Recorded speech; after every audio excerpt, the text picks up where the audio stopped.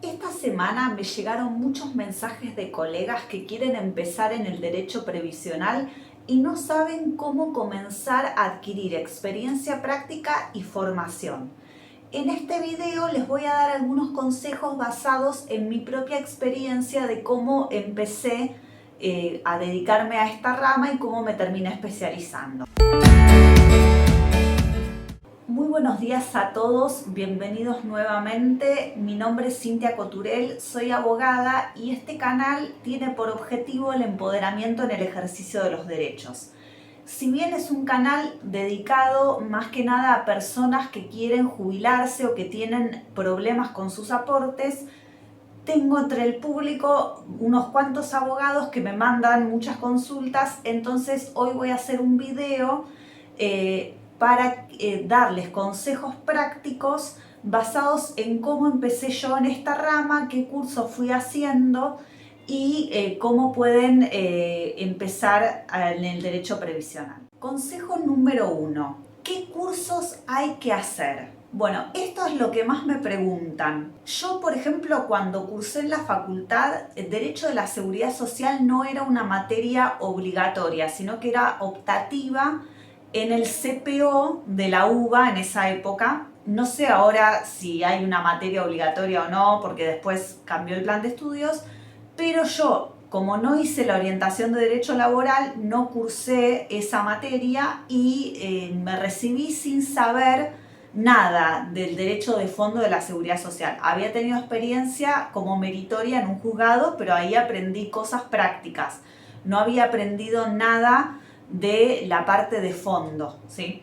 Entonces, todo lo que aprendí, lo aprendí después de recibida. Así que a los que les pasa que quieren empezar y todavía no saben nada, es lo más normal porque esta es una materia que no le dan importancia en los planes de estudio de derecho, cuando en realidad es una materia con mucha salida laboral práctica.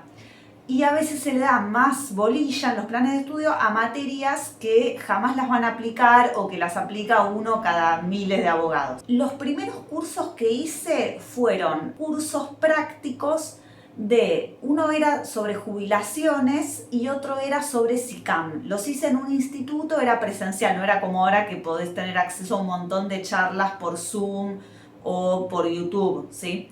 Después también hice los cursos del Centro de Graduados de la UBA, que para los graduados que hacía muy poco nos habían dado el trámite eran gratuitos incluso.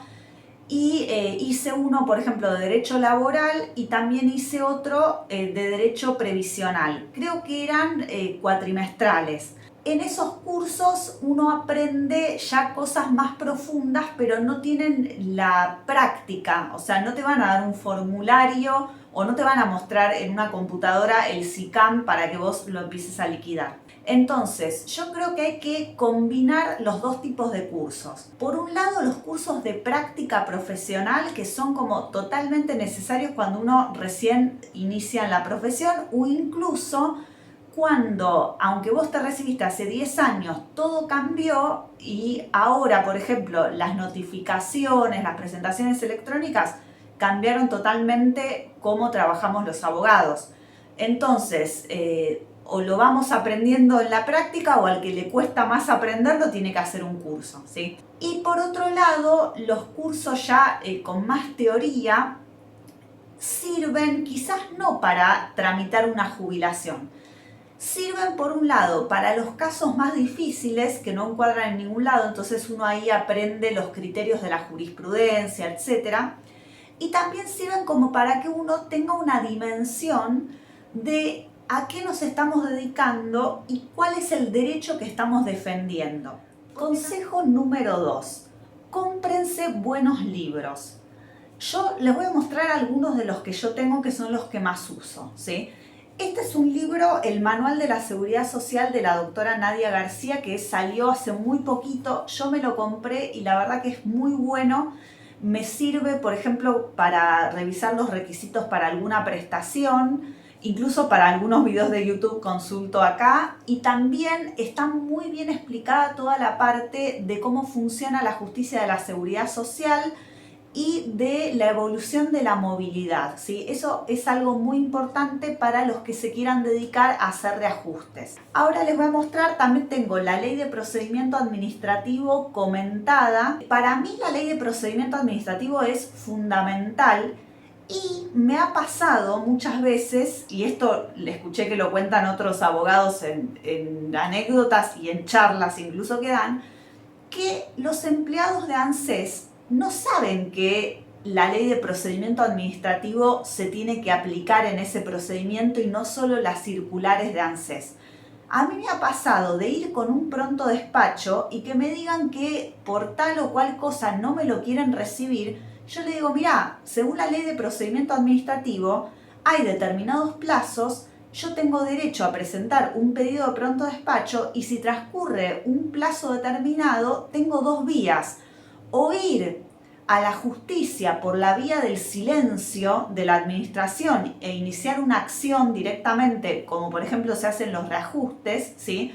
Que se considera el silencio como denegatoria, o tengo la vía de presentar el pronto despacho, esperar un determinado plazo e iniciar un amparo por mora de la administración. Yo esto lo hice en un montón de casos, pero a veces te encuentras con empleados que no saben que existe la ley de procedimiento administrativo. Lo mismo cuando sale una resolución que no queremos atacarla judicialmente, pero sabemos que tenemos razón. Yo ahí voy a la ley de procedimiento y interpongo el recurso que corresponde, que quizás ni siquiera hay una especie de turno o algo para interponer ese recurso y medio como que te tenés que pelear en el momento, pero nosotros sabemos que tenemos razón y después en la resolución terminan haciendo lugar a lo que nosotros pedimos. Un abogado previsional tiene que saber no solamente la ley previsional, todas las normativas, desde lo que es la ley, los reglamentos, los decretos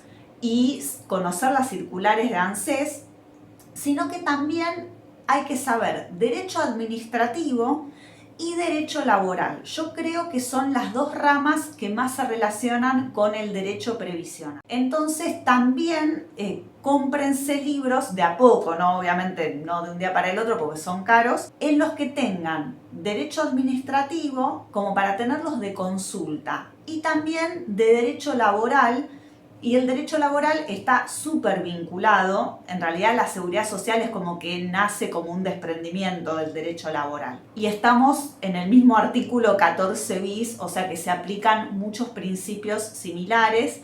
Incluso la justicia de la seguridad social antes era una parte de la justicia laboral que después se desprendió. Y por ejemplo en España no hay juzgados laborales y juzgados de seguridad social, sino que hay juzgados en lo social y en el mismo fuero se litigan los dos temas. Entonces, para mí es necesario para trabajar bien en esta materia tener conocimientos de esas ramas que están muy vinculadas con la seguridad social. Consejo número 3. No descartar casos sin haber analizado la jurisprudencia que se puede aplicar. En esta rama tenemos dos posibilidades, o dedicarnos solo a la parte de tramitación de beneficios o también litigar, ¿sí? Yo tengo un perfil más litigante porque de entrada me gustó más eso y empecé con amparos, etc. Me pasó muchas veces que me vienen personas que fueron a 3 o 4 abogados que les dijeron que su caso era inviable y que no podían acceder, por ejemplo, a una pensión por fallecimiento y lo que yo hice fue analizar la jurisprudencia, ver que esto encuadraba en determinados precedentes, inicié el caso, fuimos a juicio y después de completar todo el juicio, terminó cobrando la pensión por fallecimiento con todo un retroactivo muy importante. Si esta persona se hubiera quedado con el consejo de los que le decían que no tenía derecho, nunca hubiera cobrado la pensión, ¿sí? Entonces, me parece que cuando nosotros tomamos un caso, si una persona nos viene a consultar, antes de decirle que no, es importante analizar la jurisprudencia. Y en caso de que ustedes no litiguen, porque puede ser que ustedes decidan solo abocarse a la parte administrativa, lo pueden derivar a otro colega que sí haga la parte judicial, pero no decirle a la persona directamente su caso es imposible, ¿sí? Porque esta persona, sin un beneficio de la seguridad social y siendo una persona mayor, lo más probable es que esté en una situación de pobreza o de exclusión social inclusive. Entonces, el hecho de que ustedes le digan que sí puede acceder, le va a cambiar mucho su calidad de vida. Consejo número 4. Cumplir con el deber de información hacia el cliente y explicarles lo mejor posible cuáles son las opciones que tiene a su alcance y si no hay ninguna opción, ¿por qué no hay ninguna opción? Esto yo lo fui viendo en la práctica porque a veces nos vienen a consultar personas que ya fueron a otro abogado o incluso ya accedieron a otro beneficio, a un beneficio previsional. Y, por ejemplo, un señor que vino con la resolución, ya había cobrado, ya le había pagado al abogado, pero él no sabía que lo que le habían tramitado era una PUAM y no sabía todas las consecuencias legales que tiene la PUAM, ¿sí? No sabía, por ejemplo, que eso no generaba derecho a pensión o que era incompatible con la percepción de otro beneficio. A veces pasa, sí, es verdad que nosotros explicamos y la otra persona no entiende porque no tiene los conocimientos jurídicos que nosotros adquirimos en la facultad, ¿no? Pero nosotros sí tenemos que explicarles y lo que yo hago ya hace bastante tiempo, cuando me viene una persona, yo le hago un informe por escrito de si se va a poder jubilar o no y cuándo se va a poder jubilar. Y le pongo por escrito, por ejemplo, si tiene que pagar monotributo, cuándo se jubilaría, ¿sí? Esto lo calculo también con el sistema Blue Corp y les mando el informe en Blue Corp.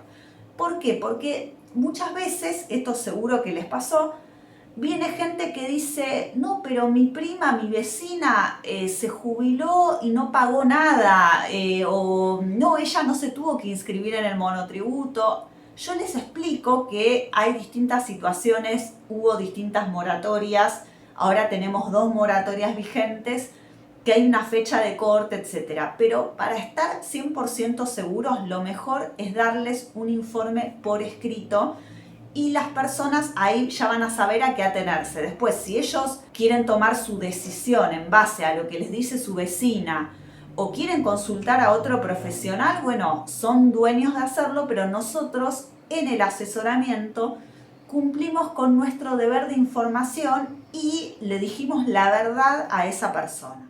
Consejo número 5. No dejarse amedrentar o bajonearse por los malos tratos que muchas veces se reciben en las UDAI de ANSES. Esto creo que es una de las cosas que a mí más me costaron de esta rama. Hubo épocas, por ejemplo, cuando salió la moratoria de la 26970, en las que a los abogados no nos dejaban entrar a la UDAI de ANSES. Hubo casos de abogados a los que los detuvo la policía y los sacaban, ¿sí? Cada vez que hay un cambio de gobierno, entra gente nueva al ANSES, maltratan a los profesionales.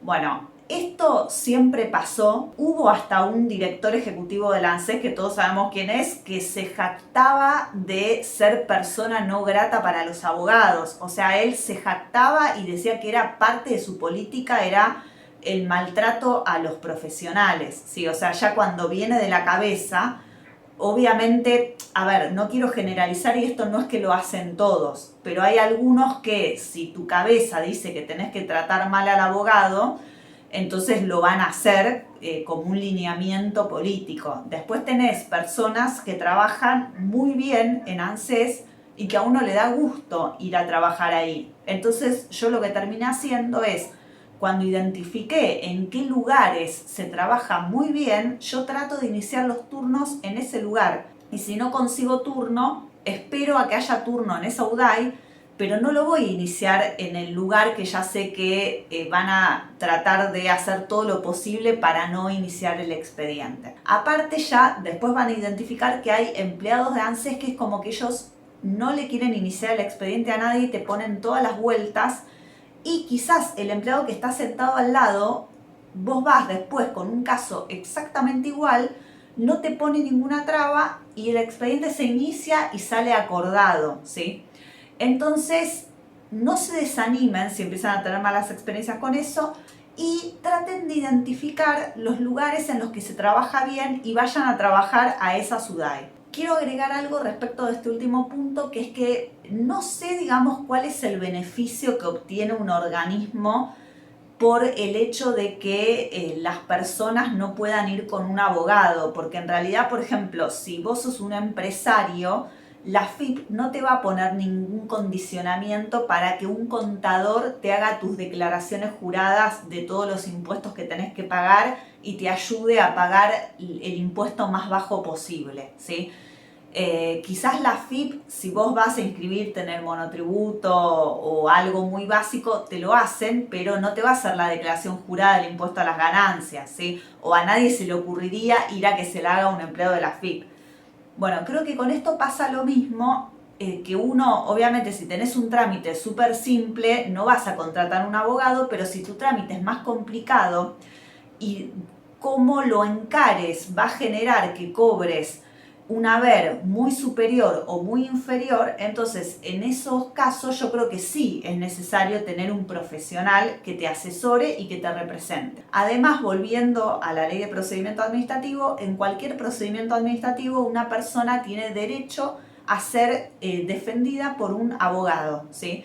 Entonces, tampoco se entiende por qué para los derechos sociales quieren poner trabas a la tramitación a través de abogados. Lo que yo creo, esto es mi opinión personal, es que hay como una idea de que la seguridad social es una dádiva del Estado y en realidad el derecho a la seguridad social es un derecho humano, ¿sí? No es algo que el Estado o determinado gobierno nos da como una gracia divina o porque son buenos o porque son populistas o como quieran llamarlo. El acceso a la seguridad social es un derecho y el Estado argentino se comprometió en instrumentos internacionales a garantizar y adoptar medidas para que las personas puedan acceder a ese derecho. Entonces, tomando todo esto en cuenta, que se obstruya el acceso a un trámite administrativo con un patrocinio letrado me parece que es violatorio de todos esos compromisos que el Estado asumió. Bueno, espero si este video les gustó que le den like, que se suscriban al canal. Espero haber sido clara y que les sirvan los consejos. Si alguien de los que ven el video tienen otros consejos, otras cosas que les sirvieron a ellos, otros cursos que pueden llegar a recomendar o lo que sea, están invitados a ponerlo en los comentarios, cosa de que cualquier persona que entre a ver este video vea los comentarios y también obtenga información que les sirva. Bueno, muchísimas gracias y nos vemos en el próximo video.